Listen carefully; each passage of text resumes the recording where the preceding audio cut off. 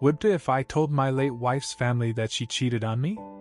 Anna, my late wife, died in a car accident.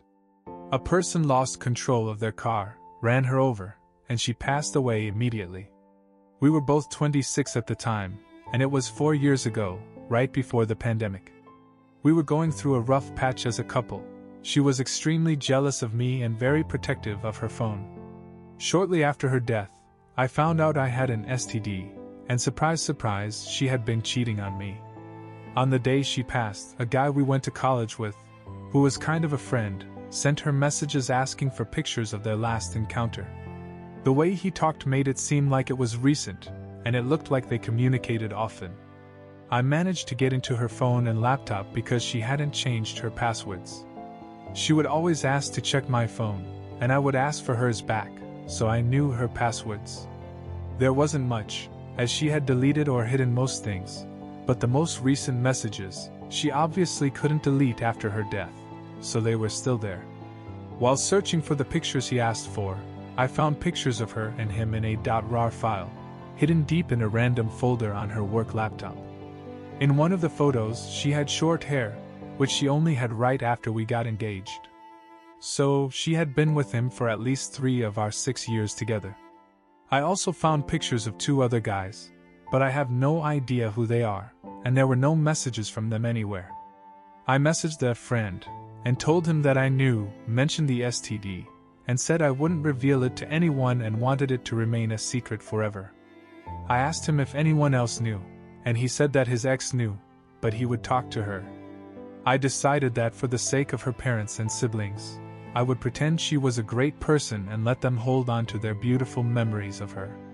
Anna's older brother, Thomas, 34M, is a good friend of mine to this day. I would even go as far as to say we are best friends. After 2 years of my wife's passing, I was ready to date again. Thomas said he knew the perfect girl for me, but he just wanted to be sure I was ready for something serious before introducing us. It was his sister-in-law, Laura, 27F. We only knew each other superficially and hadn't really talked before our first date. I fell for her quickly and hard. We started dating, and about 3 months in, we were already saying, "I love you," to each other. I told her I was going to marry her. It's been a little less than 2 years, we are engaged, and I've never been this happy. I told her all about my relationship with Anna. I still have the evidence of what Anna did stored away on my computer, just in case, and I showed it to Laura. She cried a little and comforted me, but I assured her that I was fine and over it. The problem comes with Anna's family, especially her mom and sister. Ever since Anna's passing, every time they talk about her, people want to hear me speak. They asked me about her and tried to include me in conversations about her. "Anna was such a good cook, right? My name?" Or, "I loved when she and my name would banter, you remember my name?" Stuff like this. At first, I was able to get by saying that it was difficult for me to talk about her, that I wasn't ready.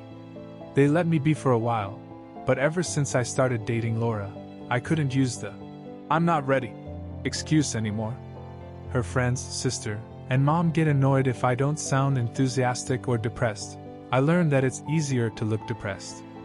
Also, if I talk about Anna in any way that doesn't portray her as an angel who came down to earth to bless us with her presence, I get side-eyed. Thankfully, Thomas and her father are great guys and don't push me too hard on this. Her dad is always thankful that I attend their family gatherings, as we like to talk about our field of work, and he always says he considers me a son. But her mom and sister get upset if I try to dodge the topic of Anna. Her sister even said out loud once that it's obvious I didn't love Anna. She apologized after, but I mean, she wasn't wrong. By the end, I didn't love her, and I sure as hell don't now. Look, I'm over what happened. I don't feel hate for Anna anymore. Sometimes I catch myself wishing she were alive just so I wouldn't have to pretend anymore, but also because her death was a tragedy. Many people loved her. Her friends organize a reunion for her birthday, and those are incredibly hard. Even though I know her affair partner will be there, I go because I know how much she meant to those people. But this is all starting to get to me because it's affecting Laura. I can't say I love her in front of these people. I can't even hug her, and Anna's sister gets all moody. Her best friend stopped speaking to Laura, they were also friends. Anna's mom even came up to us at Thomas's birthday party last week and asked us to stop dancing to respect her grief. She also contacted my mom and Laura's parents to say she was incredibly disappointed that I proposed to Laura so soon, saying we are moving too fast. It's been 4 years. Even if Anna wasn't a cheater, more than enough time has passed.